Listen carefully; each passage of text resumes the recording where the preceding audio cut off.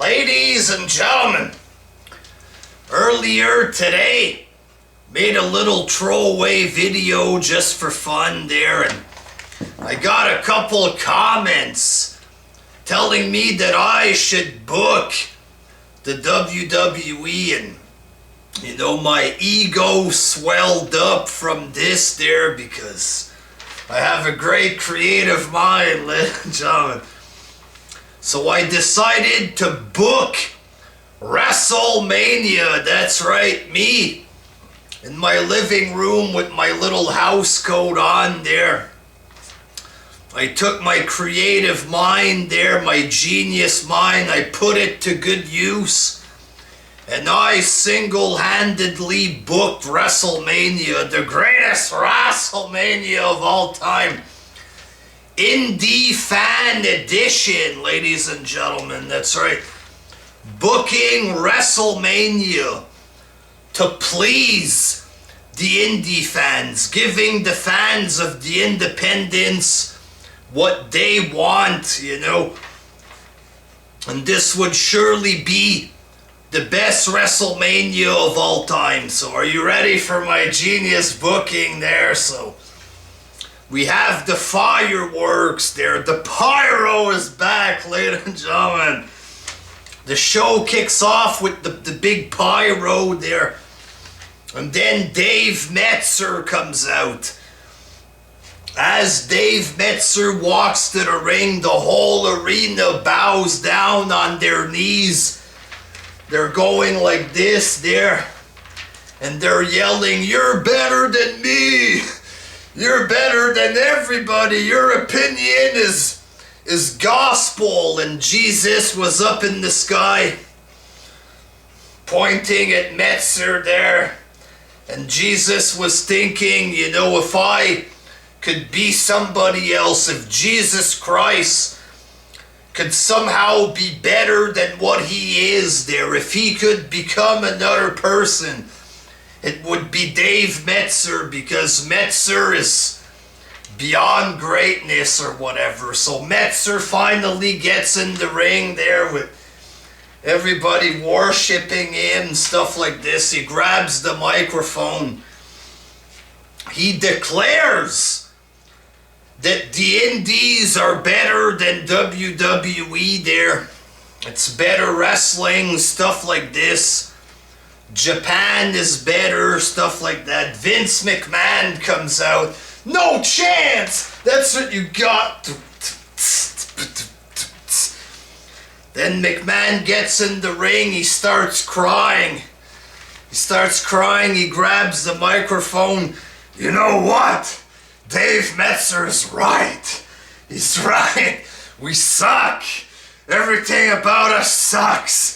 And everything about the Indies is the best." Then he points to the Indy fans. "All of you are the best. And all of us are stupid." And then Vince, he goes to, you know, to shake Meltzer's hand there. And Meltzer says, "I'm not going to shake your hand, not until you admit publicly that Kenny Omega is the greatest wrestler of all time." There, Vince grabs the mic, he admits it straight up, he's crying, "I admit it, it's true. Kenny Omega, the greatest of all time." And then he goes to shake his hand, and Meltzer still refuses, walks away. McMahon's on his knees crying, "Oh, oh." He's grabbing onto Meltzer's legs as Meltzer's walking out there, and all the Indy fans were excited to see McMahon in pain, shit like this. It brought a great smile to their face there. First match, Kenny Omega wrestled the puppy, ladies and gentlemen. He went from wrestling kids to blow-up dolls. Then he had a 60-minute match against a 6-week-old puppy, ladies and gentlemen. The match was it was declared to be a 8.5 star match there. It was deemed the greatest match of all time there. Kenny Omega pointed at all the WWE fans. I told you so. I told you I was the best, and I just proved it right here. And all the WWE fans were crying, I was so wrong about Kenny. He just proved he's the best. Second match, Roderick Strong defeats Steve Austin. It's just straight up squash match. Third match, The Rock comes out. Roderick Strong defeats The Rock. Fourth match, Hulk Hogan comes out, ladies and gentlemen, like at Wrestlemania 9. He's talking to Rock. You want me to go get him, brother? Rock, yeah, go, brother. Go, brother. Steve Hogan comes out.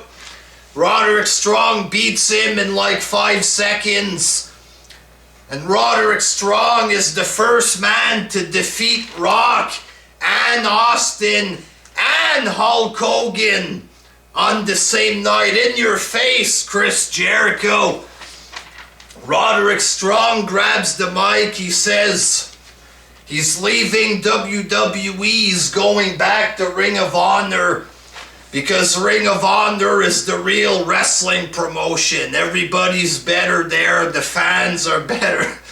It's classier. It's the better wrestling style there. So he's leaving WWE. Fuck you, he says.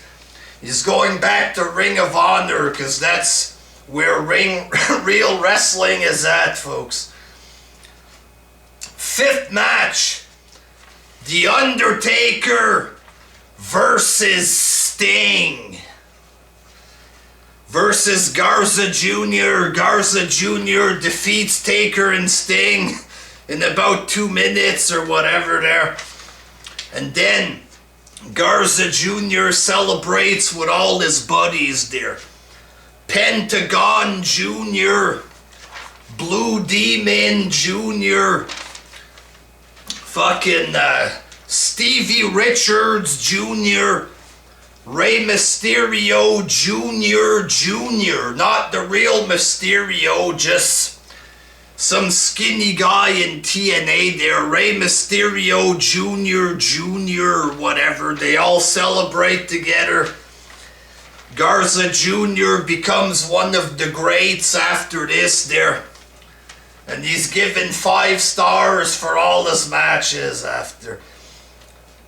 Sixth match, the Divas match. We could have booked this all kind of ways there.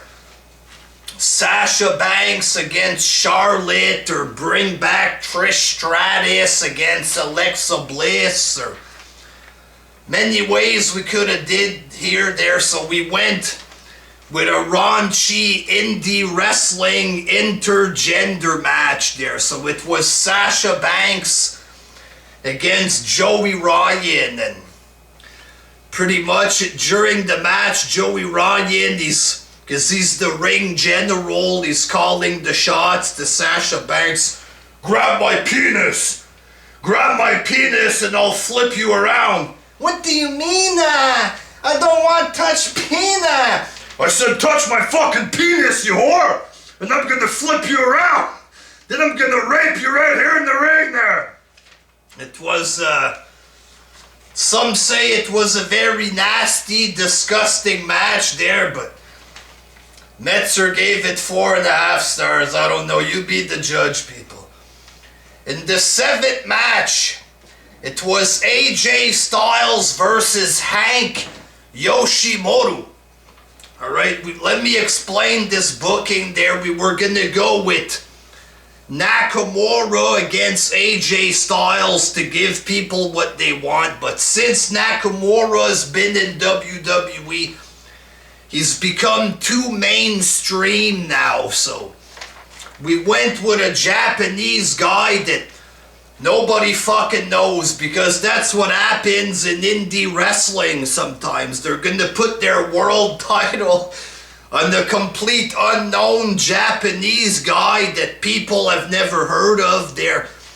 And then indie wrestling fans, they pretend that this is a big deal, you know what I'm saying? Oh, that's the real champion. That's better than Cena. So we wanted to give them that opportunity to fake praise a Jap wrestler that nobody knows there. So Hank Yoshimoto defeated AJ Styles for the WWE Championship. After this, Vince McMahon came out with the owners of the NWA, ladies and gentlemen. McMahon still crying. He's feeling really bad that the Indy fans were right and everybody else was wrong there. The NWA, they grabbed McMahon's belt, the WWE title. They throw it on the ground there so that the NWA can get revenge for their belt there. So they declare that the WWE belt is now known as the NWA Japanese Championship. And the belt is going to be defended somewhere in Japan on some site, some group of... Sometimes the belt's going to go to the Crash promotion in Mexico, I don't know. But now that the WWE title is out of the picture, the NWA World's Heavyweight Championship can now be seen as the top prize in wrestling again. Now that the WWE belt is gone, it's now the NWA Japanese Championship. It's going to be defended at the Crash promotion on iPay-per-view or whatever there, so. But the NWA is back, folks, and their belt it's the top belt in the industry now. In the 8th match, it's Team WWE versus Team Indy. Team Independent in a revenge for the territories match. So all of the groups got together. Ring of Honor, TNA, AAA Mexico, New Japan, Championship Wrestling from Hollywood. They all got together to defeat the evil WWE, to get justice for the territorial system of 40 years ago there. So the way that I booked this, Cody Rhodes representing Team Indy, because Rhodes is a great example that there's life outside of the WWE there. Cody Rhodes wins, he defeats Team WWE, and the whole fucking world of indie wrestling is so grateful for Cody for saving the business, bringing back prestige and history to the business. And when this happened, all of the indie companies became successful. All of the old territory companies that died, they all came back to life. Everybody was making money. They were all successful after this, except for Vince McMahon. Vince was having a hard time with his company, but everybody else was successful, and the indie fans were so happy about this. So happy because Vince was having problems there. So yeah, Cody Rhodes, he totally changed life on this earth as we know it there.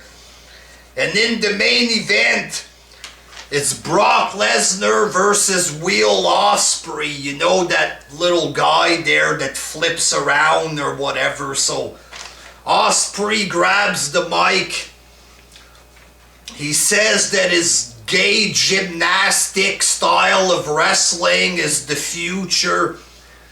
We're not in the 1980s anymore, whatever, and he's going to prove that. And he pretty much just beat Brock Lesnar. And Will Ospreay, ladies and gentlemen, Universal Champion of the world, boy.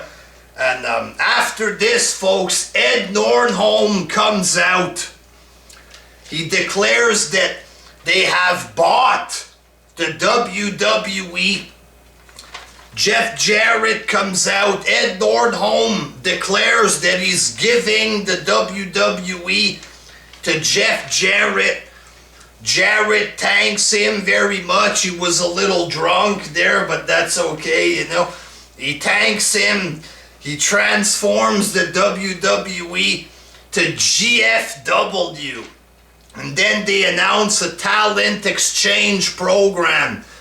So now you'll have GFW, Impact. They're going to have a talent exchange with New Japan, the Crash promotion, fucking Tuk Tuk Tau promotion somewhere in the northern of Canada there. That's like native wrestlers, stuff like this. Their Igloo Wrestling Alliance. They're all going to have a big fucking talent exchange program there. The WWE's officially dead. Indie fans are so happy. And then Jesus Christ comes down from heaven, folks. Jesus Christ comes down. He says, Armageddon is here. The end of the wrestling world is here, whatever. And he takes all the indie fans and sends them to heaven. All the WWE fans, they go to hell and they get tortured day in and day out. All because they didn't agree with the opinions of indie fans. You know what I'm saying? They get tortured for that and they deserve that. You know what I mean? And in fucking heaven, the indie fans, you know, they get to talk with Kenny Omega every single day. Kenny Omega dresses up like Jasmine. He kisses all the indie fans. He doesn't kiss the WWE fans because they're not real wrestling fans, you know what I'm saying? They're just WWE fans, but they have a good time up there. They watch matches of Jushin Thunder Liger. Jesus talks about how, you know, Dean Malenko should have been the WCW champion. They have big discussions in heaven, stuff like this. And all the WWE fans are in hell. They feel so sorry. They feel so stupid for not watching indie wrestling, stuff like this. And that's about it, folks. But yeah, that is how I would book Wrestlemania, folks. Indie Mania, ladies and gentlemen, the greatest wrestling show that would ever take place there. Long live indie wrestling, and fuck the MMA, fuck the MMA. Until next time, peace.